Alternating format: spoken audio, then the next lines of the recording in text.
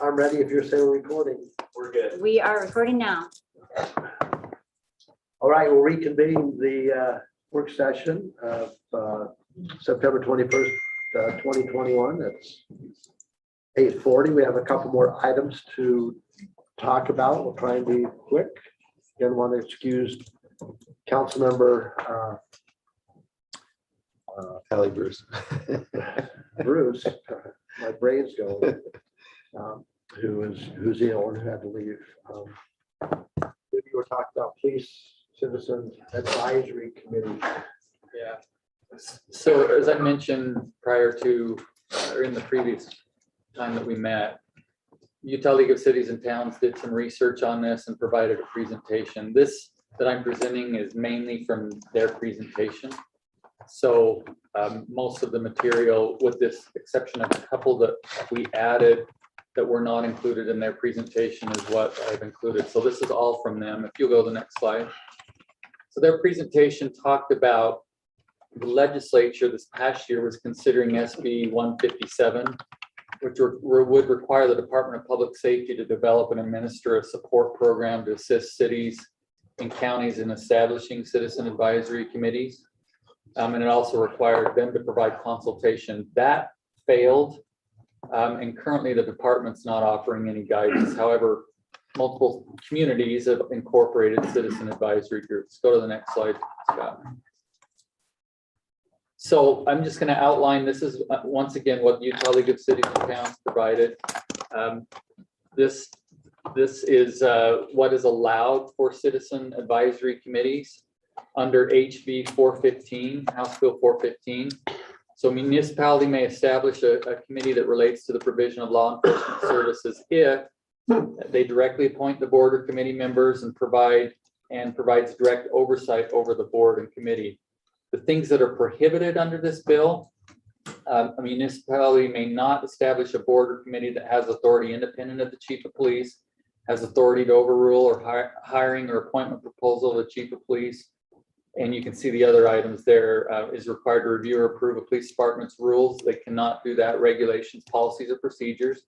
They don't have authority to veto a new policy or strike down any existing policies. They don't have authority to review or approve police department's budgets for a budget to take effect. They do not have authority to review or approve contract the police department makes with a police union or other organization. That's what the parameters of HB 415 states. Robbie, was there anything else to add on that that you're No, aware you of? covered it up. Thank you. Okay. Can I ask a quick question on is the required, they have to be required? Is there a may or may not there, or is it just they can't do that at all, period? Under the prohibited side, they can't do those things At all? No. That's my understanding of it as I looked at it. They can talk about it though, right?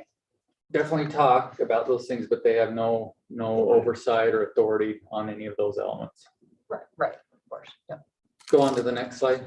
And they make recommendations like, oh, I think like something like this would be good. They can make recommendations. You'll see what some of the committees do. I've outlined this. So currently UPD, Salt Lake,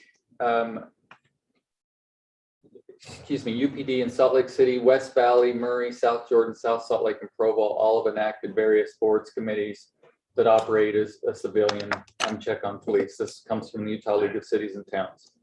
Cities have enacted the groups, as you see, to increase trust between police officers and the community. Go ahead to the next one. So let me just walk through these, and I'm going to send you the slides. I'm not going to go into the specifics, but it'll give you a chance to review what these cities are doing and what the Unified Police does.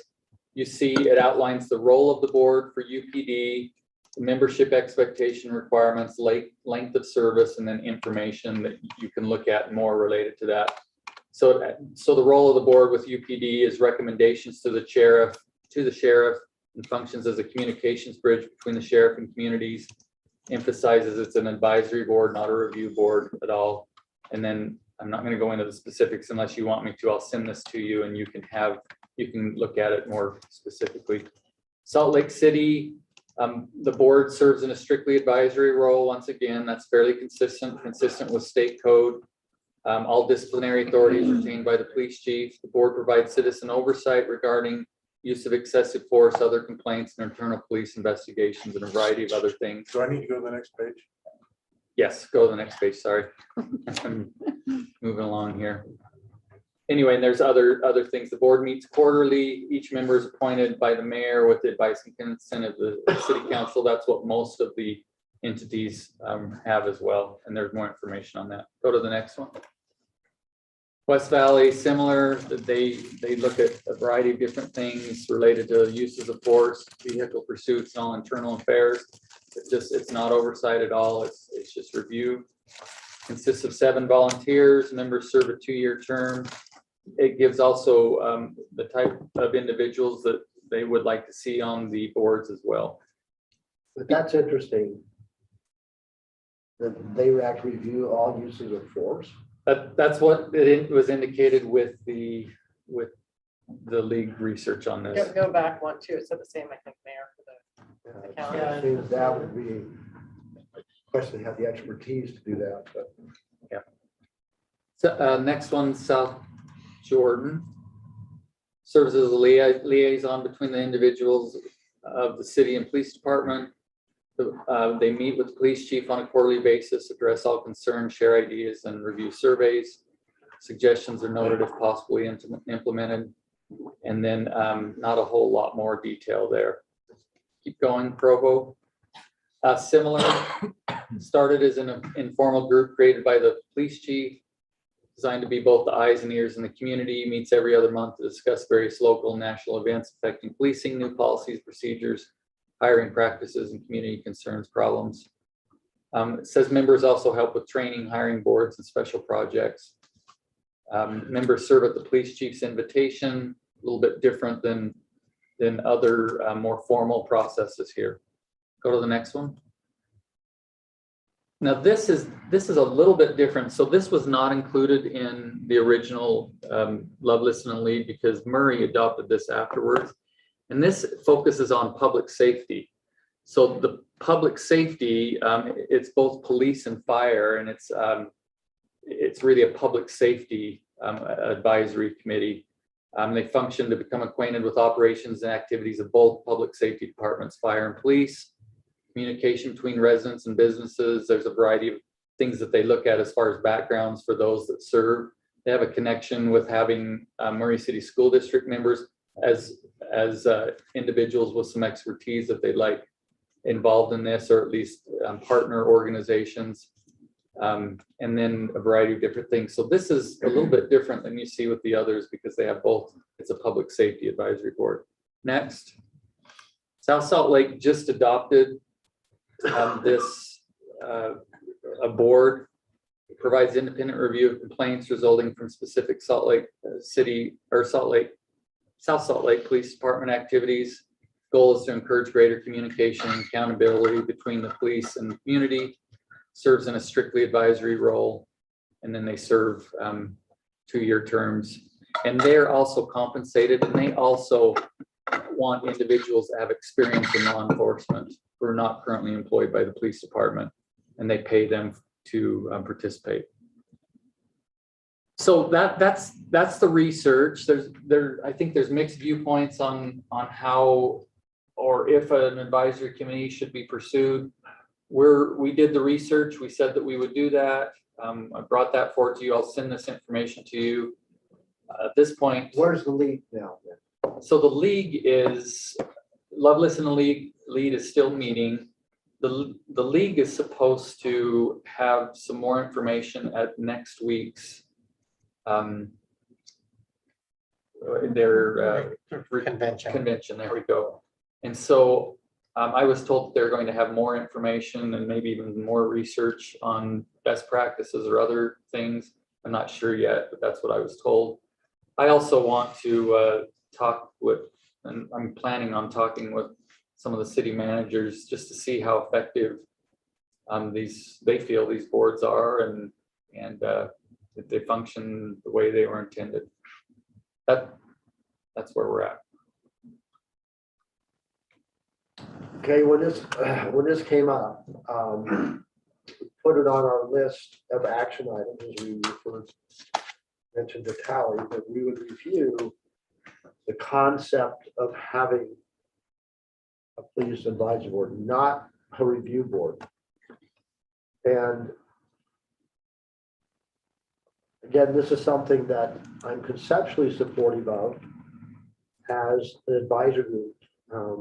Just like we have PTOS, just like we have the Arts Council, just like we have Historic Committee, where you have the community who's formally engaged with staff. I know Robbie does an outstanding job meeting with groups individually, if it's neighborhood watch, if it's emergency management. But this is another group who I take the approach, they advocate for public safety. They're advocates. They represent the community and the city. They're a group appointed by the city manager, just like the other committees are. They have bylaws. You have to stay within those. They're formal in that regard. But in no way are they there to direct the police chief. That's the city manager's job. But it's an advisory group that could be referred to help and advocate. I don't know of any organization in most municipalities or the county, they don't have advisory boards everywhere dealing with all the subjects. That's the connection to the community. So that, like things like tonight, we can, even though that sounds like it'd be a negative on that, to try and diffuse things before they happen, to say we've had input, all those types of things. But I'm more than supportive of waiting to see what the league comes up with next week. I'm more than willing personally to have someone interview a city manager who has a couple of these boards and see how they work. Because if we were going to do it, we want to do it in a way to make sure that it's successful and is not counterproductive. And Mayor, I would also probably want to have Robbie talk to the other, and maybe you have already talked to the other chiefs that do this and see what their perception is too, because I think beyond city managers, getting input from the police chiefs and see if they functioning and it. Well, I think it's even more very appropriate right now for Robbie to share any thoughts you have. I know you've looked at this, especially the last 12 months periods, and I understand at one point you were almost supportive, but then you've had second thoughts. So, well, no, I'm supportive of the concept that's being presented. What I wasn't supportive of is any sort of review. Yeah. And I don't support, those entities that currently have them review cases or uses of force. That's, first of all, I don't know that you can actually give them that information. And I don't know that it's appropriate. We have, district attorneys and OICI teams and other mechanisms in place to handle those kind of things. I have talked to other entities and I'll give you an example that was given to me that I kind of liked. They went to this board and said, how do you feel about hiring and retaining or the tattoo issue? What should we do?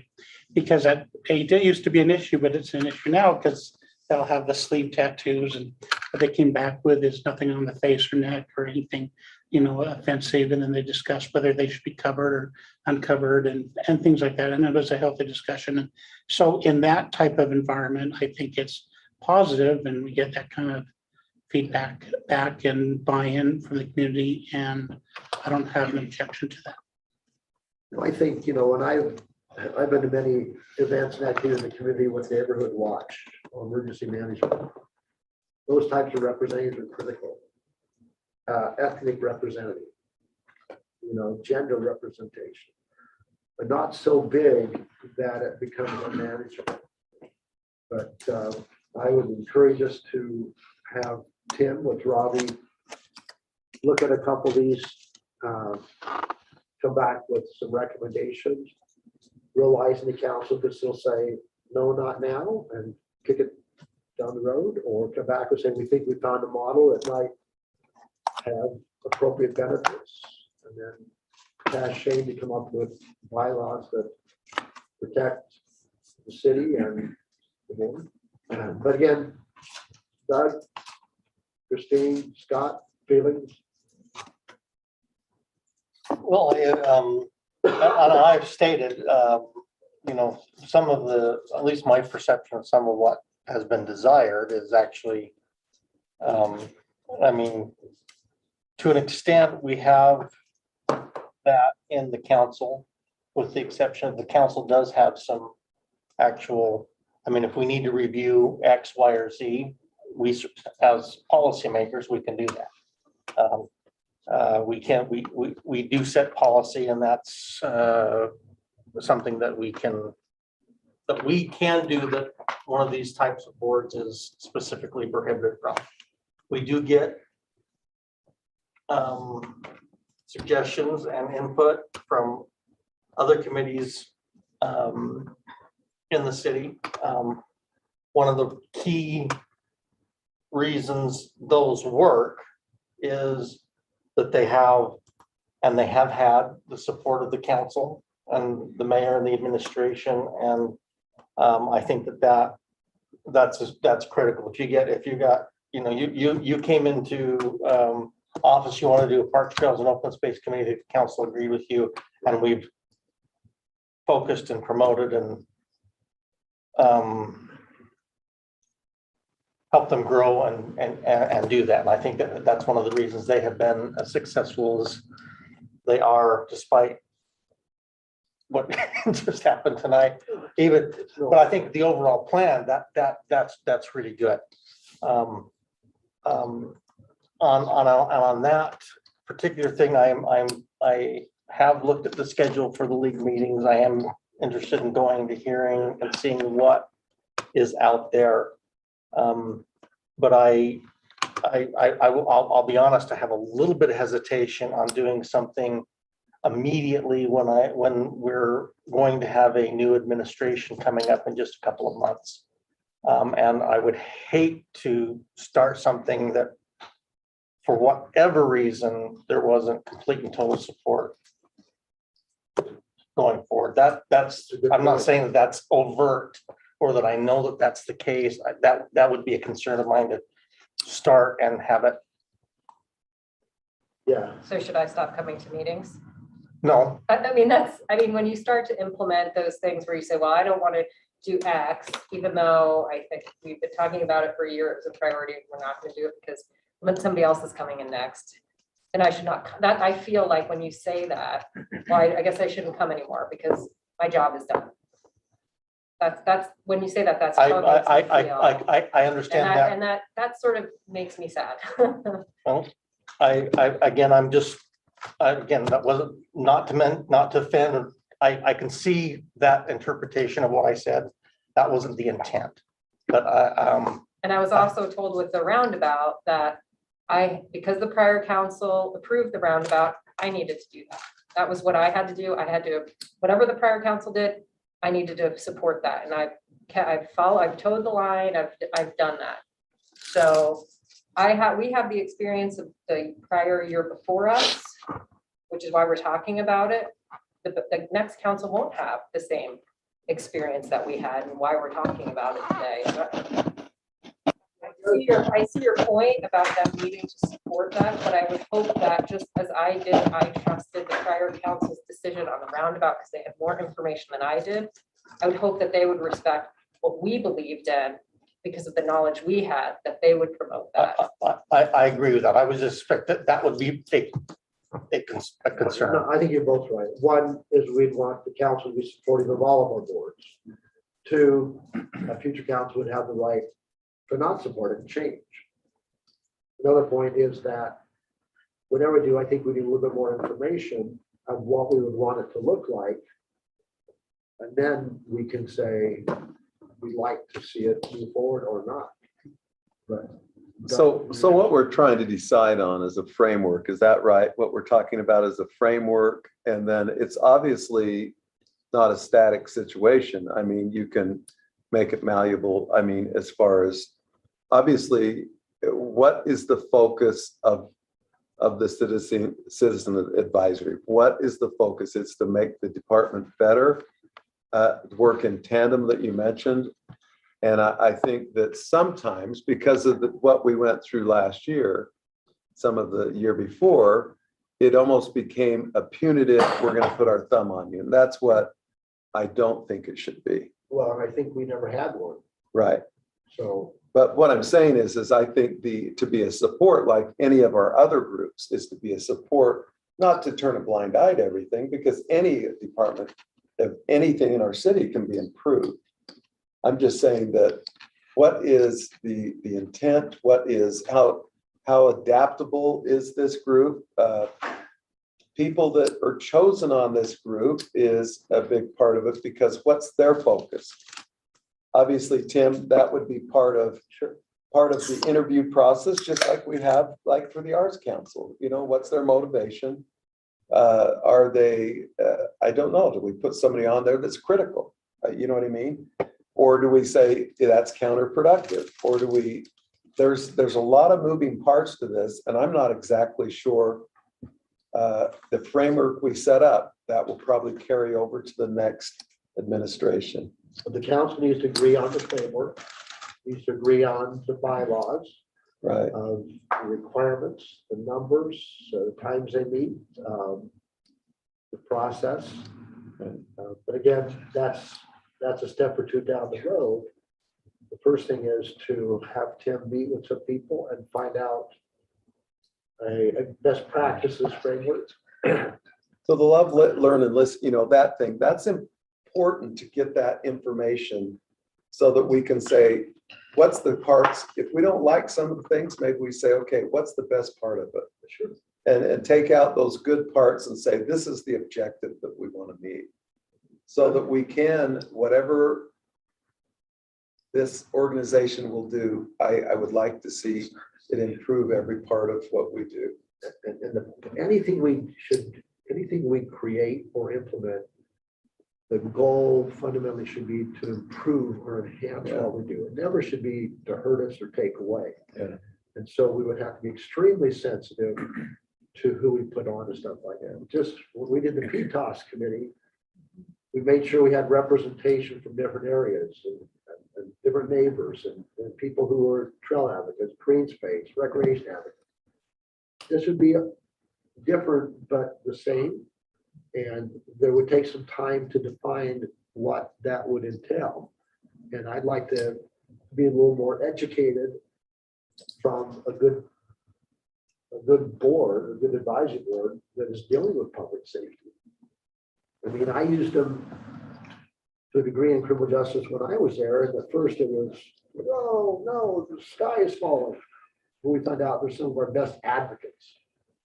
It's like honorary colonels. You know, people don't realize how much they do. Yeah. Should they be involved in advocating? Do we have some ethnic minority representation? Well, I think we should. Who could be there to champion? Yeah, we're doing this all the time. And sometimes it's better that they say that than you say that. That's what I found. Because then if we get the public speaking and telling us how great we are, rather than us telling ourselves how great we are, I think we're much more effective. That's what the Arts Council, look what they do. Oh my goodness. So Ann is there, and there's sometimes shadow leadership, which is invaluable. Same with historic committee, you know, we can do it on all the committees and do it all here, but I don't think that's feasible. And it's not the best way to have public engagement. And in my training years ago with community-oriented policing, it fits well into that concept. If, like what Robbie just said, if it's done right. It cannot be a policy board, review board, that's taking away our authority and that authority. That should never be the case. We do not want to get there. That is counterproductive, in my opinion. Further comments? I was just going to say, I don't think you ever want to have just an echo chamber, but I think you need to have people that have an outlook that will better everyone. Yeah. Because I think we've seen so much negativity and people are coming from different things that they can't see without those blinders on. And I think you do need to, I think you do need to have a positive atmosphere until something is wrong that's verifiable. You know what I mean? I think it could be a great support. Every one of our committees, when I sit in those rooms with those committees, They come from all different backgrounds. Sure, they have a common purpose, but usually they don't always agree on everything. Well, I think you're making a good point. They don't always usually agree, and sometimes they will challenge the city. Yeah. They have, Yeah, Both yeah, groups we've have. seen that. and that's okay too. But the challenge is usually to make things better, and it's done in a supportive way. And they come back and they say, you know what, you're right. Let's bring that, let's make the best So we can't say they'll possible never have a question, or decision. it's not gonna be a rubber stamp everything, but No. they're not policy, they're not review.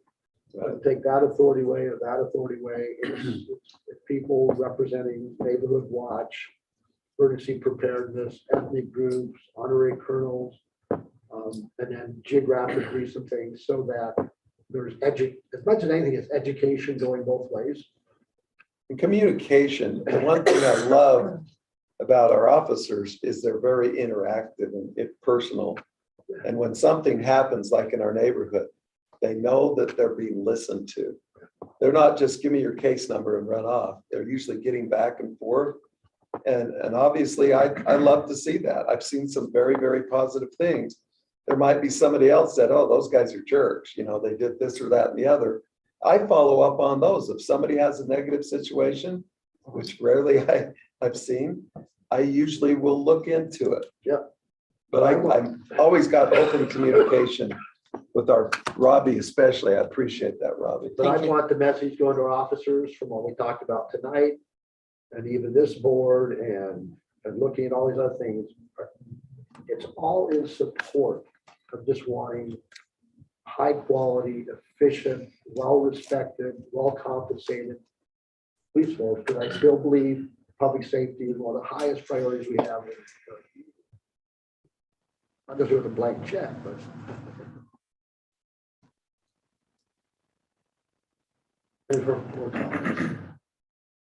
No, I think I really like what you said there. But we do a little bit more research and find out.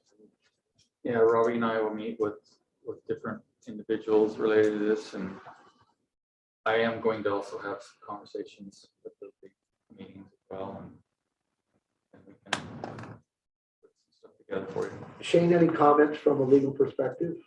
The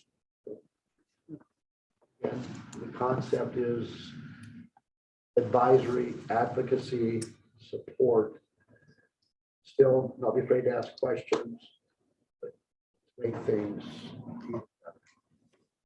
When would you like to see, just for timing purposes, when would you like to see something back on the agenda? Well, we need to look at the agenda and see what we've got coming I up. know what we have in October. We've got a lot the next meeting and probably the next meeting. The one on first meeting in November. That's election night. That's election night. I don't know how full you want the agenda. I mean, I know in the past it hasn't been that full, but because of that, but You tell us how soon you could come back. yeah, I'll get with Robbie and we can talk about it and see how long it'll take to get with some people. Okay. General plan introduction. Yeah, this is just really quick. 45 minutes, not 45 minutes. I'm thinking 2 minutes here. I just want to remind everybody, the general plan process is underway. There's a timeline here. We've kind of done the project startup and some of the background work and analysis. Met with a stakeholder group, which includes members of the Open Space Committee, business owners, planning commissioners, and staff, to develop some project goals, some potential project goals that we are then now in the community visioning phase. We're going to take this out pretty aggressively in October to try to talk to people, help them understand what the general plan is, what it does, why their input's important. I think you've got probably 50 people. Yeah. Share those goals with them and start talking. We'll use all that input to formulate the actual proposals in the plan that will come later. But as you're talking to constituents, to neighbors, to other residents, please, if you can, direct them to this website. There's a lot of information here. They can sign up for updates. There's a page of city resources that shows all the, no, not that one. There's a page that shows all the documents that we've used and input we've received so far, and we'll keep updating this page. But our plan is, the lead article in the October newsletter is about the general plan. Staff is gonna set aside time, multiple times every week as informal office hours, so people can schedule appointments to come in and talk with us. We just want to get the word out to people. We'll Do also, you think you should send a letter in the mail? I'm confused. People don't read the newsletter. well, the They don't read newsletter newspaper. is a letter in the mail, and it's on I the don't front know. page. I'm just asking. To notice every single property in the I city. know what you're saying. The newsletter is how we're primarily doing it right now with everything else. Like, we can do a letter. I Can you do a don't, postcard? That's like the part of- Again, that's like 12,000 plus. Yeah. Well, how important is this to us? It is, your front page of the city newsletter seems like a good place, but we can do. And the billboard at, by the 7-Eleven, I've seen that. yeah, Yep. this is not a 3-month process. This is gonna be probably a 2-year process, and there's gonna be multiple opportunities. We may be strategic in when we send things out, like if we're going to do a full letter to everyone or a postcard, it may be prior to some of our open house opportunities and things like Postcard that. work well in some other Yeah, venues. Yeah, so, and we'll kind of see the feedback we get from the newsletter article, and, you know, we're being flexible with our approach. We want to reach not just the people that we hear from most often, but other people in other ways. So that's the goal. So any suggestions you have for that, or, you know, helping get the word out is appreciated. We're going to go to all of our committees and ask them to do the same, and potentially approach the school district about getting involved at that level as well. I know that you took some heat, probably unfairly, about people thought that this trail was going to happen immediately. And it's almost reminds me of, usually you have a proximity of, say, 300 feet if something's going to happen. And I think that people got the wrong idea that this master plan, obviously it upset everybody, but I'm not exactly sure that that process of the master plan noted that you had to give them that 300-foot notice, you know what I mean? That would take place going through their backyards. Yeah. I think they made it sound like, well, we weren't communicating enough on that particular issue, and I don't know the answer to that. so for citywide plans like that, even trails proposed trails, where not that we are implementing a trail, I'm not saying that we shouldn't be doing more, as the mayor suggested, but you don't typically notify all 33,000. Well, that was my population. feeling was, and I was trying to put myself in their place, that they thought, hey, you guys are trying to sneak this one by us, and that wasn't the case at all. Yeah, so for example, I'll just say real quickly, in the general plan, we are going to be doing future land uses on every single property, whether they stay the same or not, throughout the whole city. I mean, it's going to impact every single property. And so how you reach out as part of that, you have to be strategic, and typically you don't, I mean, you do everything that you can, surveys and everything, maybe postcards and newsletters, but it's not feasible all the time in every single plan that we do to send out something to every single resident for every aspect of a large citywide plan.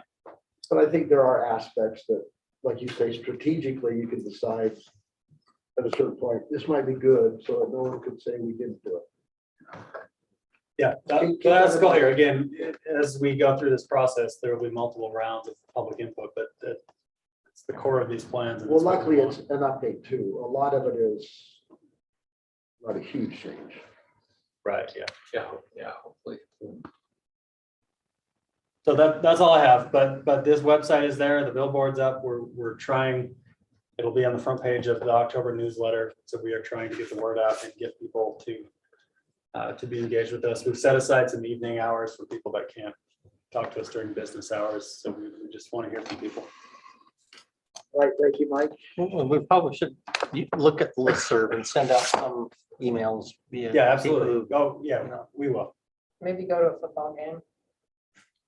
Yeah. One of those Sandwich signboards. boards, sandwich boards. Walk out at half. The world's ending. Your You- property's involved. Okay, insurance requirements for consulting contracts. Shane and Matt.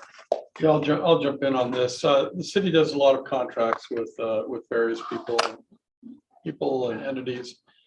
And when we contract with service providers, we have a exhibit that we attach to the agreement that lays out the standard insurance requirements for the city. These aren't set by ordinance, they're just a set of insurance requirements that we have developed over the years to try to provide a uniform approach to what insurance would require of those who are contracting with the city. And so the Governmental Immunity Act cap on governmental entities right now is about 2.7 million, 2.6, 2.7 million, something like that. So that is the amount of insurance that we would generally like to get, but we have found that insurance policies are pretty easily available for $1 or $2 million in coverage. Above that, unless it's an excess umbrella type policy, well, it's harder to get. So we aren't very successful in getting anybody to give a $3 million in coverage, so that we're definitely above the cap. So we had a requirement for excess liability or umbrella type coverage. And the number that we have put in there over the years is $10 million, which is a large number. The larger entities that we contract with haven't seemed to have any problem with it, but every once in a while we run into a smaller provider that has trouble with that insurance limit. We had one of those recently with a provider who actually the contract has been approved, and then they came in after the fact and said, we're having trouble getting that insurance. And so Matt suggested that I bring this up to the council, see if anybody would have any heartburn if we just going forward, and also in an application to this current contract, one that was approved last meeting with what's the name of the Civil Science, that we diminish that to $5 million, which I think still is ample to cover what we need to have covered. So that's my ask here. Any questions regarding that? Any heartburn if we just do that going forward and also make that change? A lot more than contract. No? I seem to remember we had a similar issue back with the Butlerville days, and one time that the 10 million was really challenging to get, 5 million was very easy. Yeah. And if it still covers It'll cover us. what we can, then no, I don't see a problem with that. Okay, we'll make that change. What was it? Sorry, what was it again? Seems I just wanted, what was the amount? To 5 million. 5 million. Yeah.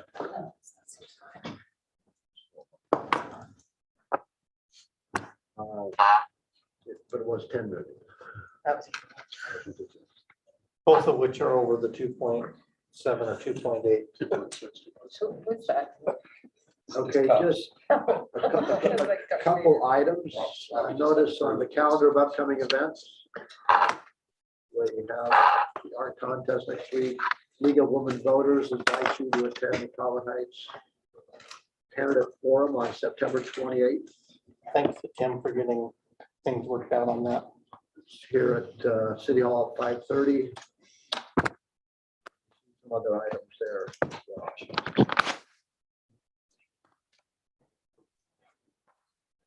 Any more questions you ask if the new council are interested in this? All right, One thing that I learned from Leanne was sometimes you have to ask a question or state the thing, even though it's a hard question or it's not an easy ask or an easy thing to say. So. Yeah, absolutely. We'll still do that occasionally. So. All right. I move that we adjourn our work session and go home. All right, I need to do that. Thank you, everyone. It's a feeling